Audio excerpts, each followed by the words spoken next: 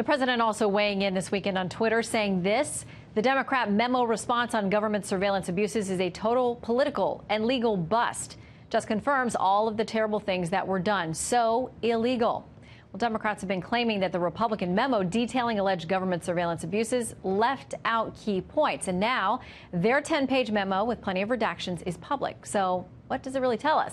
Joining me now, Republican Congressman from Ohio, Jim Jordan. Great to have you with us tonight. Good to be with you, Sharon. Okay, so it seems like the two sides have dug in even further. If you liked the GOP memo, you liked it. You think the Democratic memo not only didn't hurt it, but maybe bolstered the points they made. I think so. And then we have on the left, here's Nancy Pelosi, House Minority Leader, saying the release of the House Intelligence Committee Democrats memo helps set the record straight on Republicans' attempts to obstruct the investigation into the Trump-Russia scandal. It is imperative that Republicans in Congress end their political charades. The left thinks they won.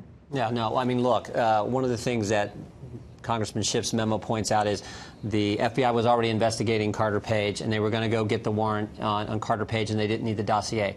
Well, if that's the case, why didn't you get the warrant before the dossier? Why'd you wait till you had the full copy of the full dossier, and why did you lead with that? According to those who have read the FISA court application, Congressman Gowdy, Congressman Ratliff, and others who have seen it, why did you lead with the dossier? So if it wasn't that important, why'd you wait for it? Why'd you use it? And why did you try to say that, oh, we did convey, on the other hand, that it was a political document, and use the most convoluted language? If you read that paragraph, source A, campaign B, person 1, person 2, why didn't you just say it? The DNC paid for it. Clinton campaign paid for it. Why didn't you just come out and say it instead of this circuitous, convoluted way of getting around that? And I was even going to put that paragraph you're talking about together for something that we could put on the screen for people, but I got so lost reading it multiple times. I thought, this is not going to be easy for anyone to understand. Anyone with common sense looks at what are they trying to say, and then they have the footnote at the bottom. The FBI speculates that this may be campaign-driven, or one campaign may be trying to use.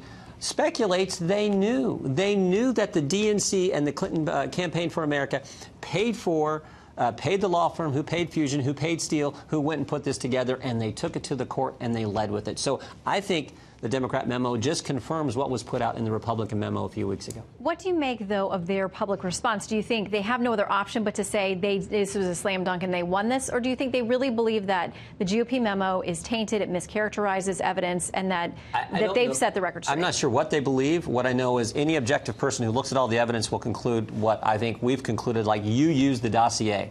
You used it to go get a warrant to spot, and you used it 4 times. When you go to the court, you're supposed to present the truth and the whole truth. They didn't present the whole truth. They hid the fact of who was financing this, namely the Clinton campaign and the DNC. They hid that, and also they didn't, in the subsequent applications to the court to renew this warrant, they didn't tell the court that they had discontinued. The FBI had discontinued their relationship with Christopher Steele. Why? Because he broke a cardinal rule. He went and told the press that he was working with the FBI. When you do that, you're gone. But yet they didn't disclose that to the court and continue to get this warrant to spy on a fellow citizen associated with the Trump campaign. You are never supposed to operate that way at a court, particularly this secret court where they went and got this warrant. I want to ask you, too, about obviously something you all are confronting head on now on the Hill, which is this idea of what to do in the wake of another deadly school shooting. There is talk about, you guys have passed the Fix NICS program on the House side, which is cleaning up the background checks so people don't fall through the cracks. It's sitting there in the Senate. We hear that there may be a different House package now coming forward with school safety, may deal with some guns. Where do we go from here? Well, remember, when we passed it in conjunction with reciprocity on concealed carry. And, of course, Democrats don't like that. Right, but the American people do. And, frankly, this is one thing where the president is exactly right on this issue. When the president talks about teachers who are trained who can then defend their students, imagine if this coach who gave his life for those kids, Coach Weiss, I believe is how you pronounce his last name, who gave his life for his students, if he would have been trained in carrying a firearm, I believe he would have engaged that shooter. And my bet is he'd have won that engagement. Whereas we're now learning that some of these deputy sheriffs maybe didn't do what they were supposed to be doing, didn't enter the school and engage the shooter like they were supposed to. So I believe in this reciprocity. This Fix NICS bill, there's some real problems with this because it would potentially terminate people's rights, individuals' rights, law-abiding citizens' rights without due process, without it happening in a court of law. And I know there have been some significant issues raised about that. Senate Minority Leader Chuck Schumer said this: if all Congress does in response to the Parkland shooting is to pass the Fix NICS bill, it would be an abject failure and a dereliction of our duty. So it sounds like he wants to go much further than just the background check. Well, I don't agree with the Nix bill that's over there, but I do agree with this.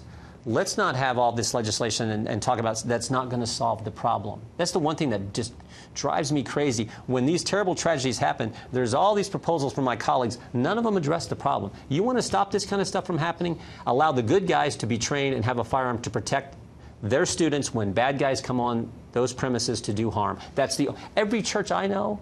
Every Sunday morning, there are good people, many of them former military, former law enforcement, who are trained and ready to protect their friends and family and other parishioners who are at that church service. They are ready for it. Why not do the same thing in our schools? That makes sense. The president is exactly right on that issue. Well, if it happens in federal buildings and courthouses and airports and everywhere else, you have to ask the questions about why not schools. Congressman, always good to have you in. Good to be Thanks for with you. stopping in.